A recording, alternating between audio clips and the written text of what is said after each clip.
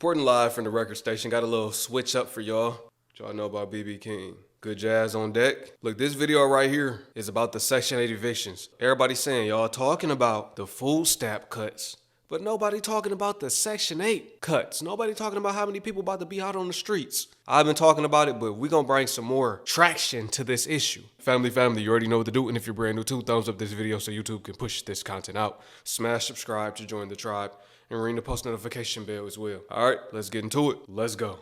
Worst eviction ever. I swear the shit, man, I swear the shit we run across. I did. Man, since sitting at 3.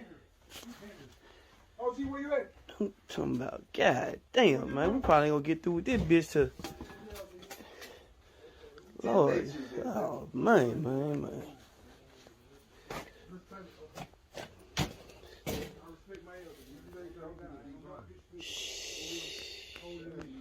Ain't nothing but fucking. It shouldn't take that long though, cause ain't nothing but some junk. Throw this shit in the front yard. No, we ain't gonna make no. We ain't making no hoop.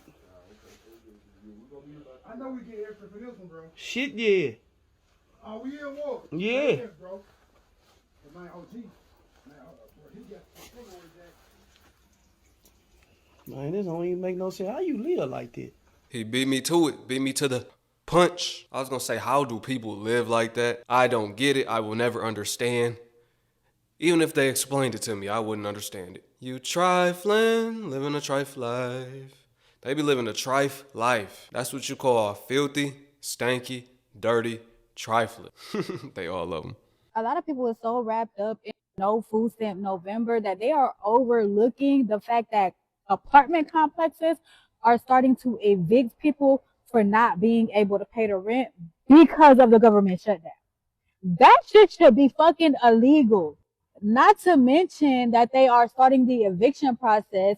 But even if they was to get a check today to pay their rent tomorrow or today or whatever have you, they still got to pay back pay. They still got to pay all of the late fees, taxes, and everything. So basically, it's like a no-win situation for everybody who had to go to work, didn't get paid, and they still expect these people to show up as if nothing is going on in their day-to-day normal life. Are you fucking serious? And y'all dumbasses keep booking fucking flights like y'all don't know that the government is shut down and y'all getting mad at the wrong people. It's not these people's fault in these airports that your flight got delayed, that your flight got canceled. It's not their fault. They not getting a check. So do you really expect for them to show up? Lord, take the wheel. That's why I had jury duty coming up. I told the court straight up, the government shut down. There are delays, flights being canceled. It will be an inconvenience for me to go back home where I'm from, to go to jury duty, let alone planes are crashing. I don't want to be in nothing like that. Planes crashing, air traffic controllers not working, had to pick up other jobs to pay the bills, so they're not coming in. There's not a lot of air traffic controllers. They got to call on other airports to manage flights from other airports. You get what I'm saying? I'm good on the airport right now. We'll take a break. No trips. It's not time to dip. I don't blame the people for not coming in. I wouldn't go to work, and I'm not getting paid for it either. Deuces. Hit me back up when them checks start rolling in again. If that money ain't flowing, I ain't showing. Complexes have officially started the eviction process for a lot of people because of the government shutdown.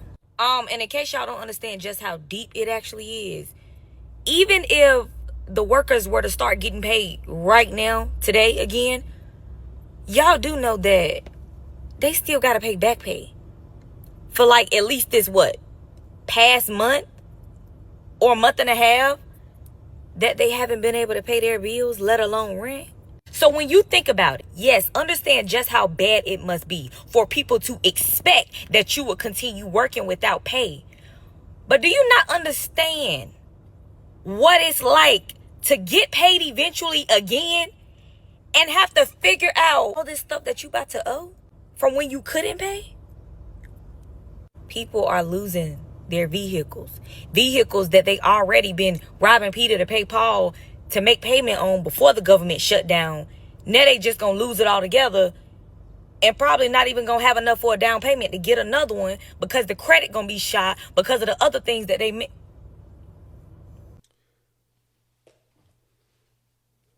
I'm a Navy Federal member, right? I got Navy Federal Credit Union as my main bank that I use. It's an alert at the top. I'm gonna block out my information. I don't know if y'all can see that. Y'all probably can't see it, but it's an alert at the top. It says, if you are a member who enrolled in government shutdown assistance program affecting the current shutdown, you do not need to re-enroll. If you haven't enrolled and may be impacted, check your eligibility by clicking here. Now, it used to be a different message at the top. People enrolling, they gotta enroll because they're not getting them checks. What Navy Fed is doing is basically saying, we will give you some money up front. We're gonna pay you up front. Y'all pay us back after the government open back up. This is what it says. Government shutdown update. With the federal government currently shut down, eligible Navy Federal members impacted by paycheck disruptions can now enroll in the credit union's paycheck assistance program. They give you a button, click here to enroll. That's how bad it's getting. Navy Fed got to come to the rescue. Apparently, my last video about me talking about food stamps being flawed, the system for food stamps being flawed, ruffled a few feathers. But I got this comment that I'm going to pin up here. And she pretty much mentioned not just food stamps, but like the whole housing system, like Section 8. And she's absolutely correct. True story.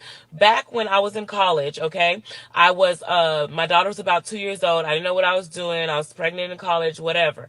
I was looking for housing because I was hopping from my daughter's father's house to my sister's house, couch to couch. So I applied for housing authority in my state. And I was working at Hobby Lobby at the time. Shout out to Hobby Lobby. I was working at Hobby Lobby at the time. I filled out my application. I got a letter back and I was rejected. I called the number. I'm like, how am I rejecting? I'm a full-time student and I'm working part-time at Hobby Lobby making, I think, $9.50 per hour or just $9 an hour. I just don't understand how I got denied. They literally told me I make 87 cents an hour too much more than I supposed to. So I make 87 cents per hour more than what the cap is. It's funny how pathetic that is. They really be trying to people. You could be a couple cents over, you don't qualify. You should have made a couple cents less, then we could have helped you out, but nah, you don't meet the qualifications. You make a little too much. Really, a little too much. Not a whole lot more than you should, just a little bit, a couple cents. Sorry, nothing we could do to help you out. Okay, so then she said, I can quit my job, and they have partnerships with local companies to get me another job. So I'm confused because you want me to quit my job to qualify, and then you guys are going to help me get a job. So then I asked, what local partnerships do you guys have? They have partnerships with Burger King.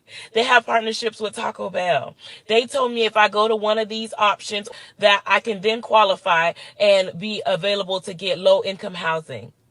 It's corrupt, you guys. I'm speaking from experience. I've been through it. Of course, I didn't quit my nice, decent job at Hobby Lobby to work at Taco Bell or Burger King. But this is what I'm talking about when I say the system is flawed. It does not make any sense. So Hobby Lobby pay that much more than working at a fast food restaurant?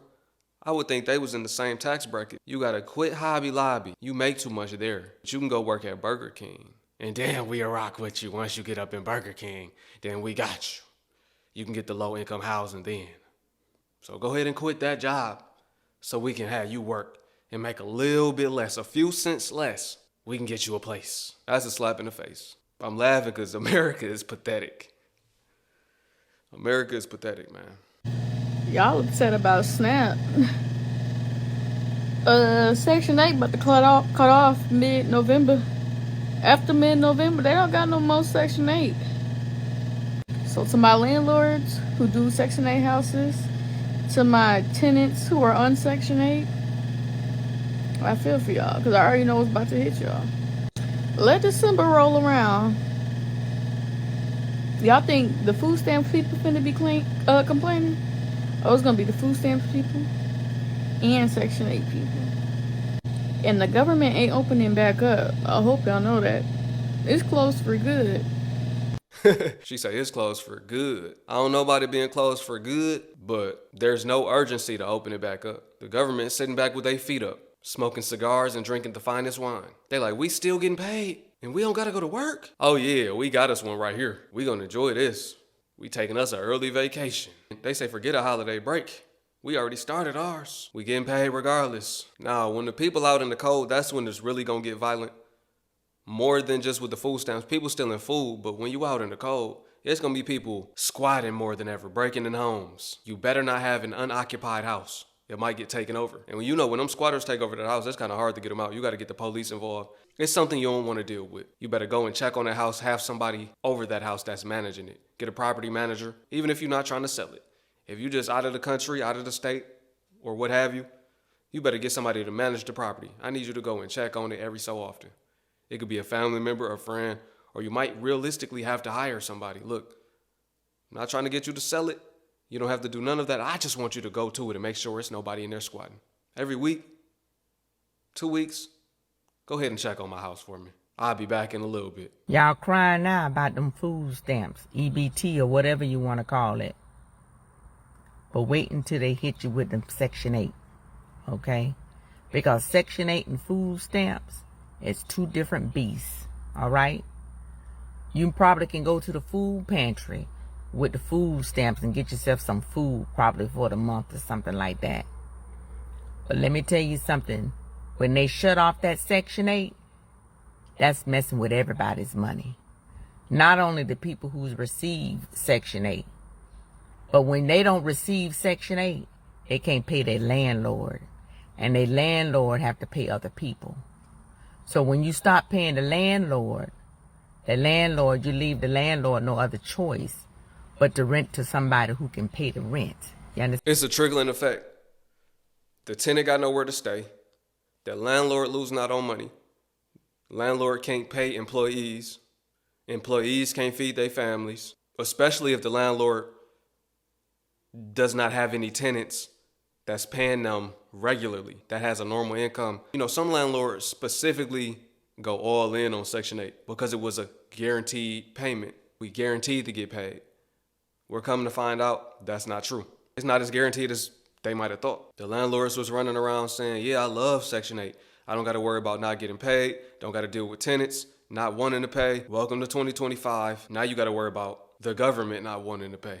And it's not as easy. You can't take them to court like you would take a normal tenant to court. Small claims court, no, you can't do that. This is definitely going to be worse than the food stamps. Or it's going to add to it and make it catastrophic, make it a big calamity. Stan, I know too many people who also have rental property that rent their property out to the government.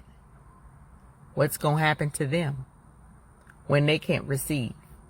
Some of those people got mortgage to pay. They just only use the opportunity to rent their property out to the government.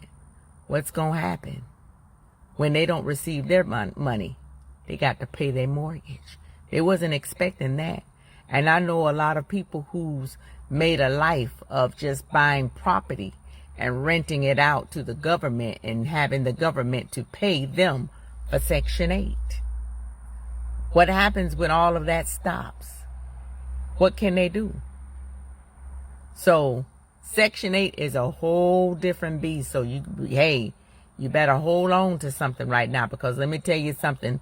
When they start messing with that Section 8, and I understand because I really do believe that people need to divorce these government programs, because you see how is it going. And I understand economics a lot, why they have to do certain things, because too many people got their hands in the pot, okay? And that's what's messing up the system right now. I understand how it goes, okay? But I'm just saying, when they hit that, when they start on that Section 8, that's going to hurt a lot of people, okay? Not just the recipient, the people who's getting the Section 8, but we're talking about the landlords. We're talking about investors. We're talking about a whole lot of people who's not going to get paid by the government starting January. That's why I'm saying this one is going to be huge in comparison. So many different people will be affected. Not just the people that's been abusing the system, not just the people that need it as well. It's going to be both, of course.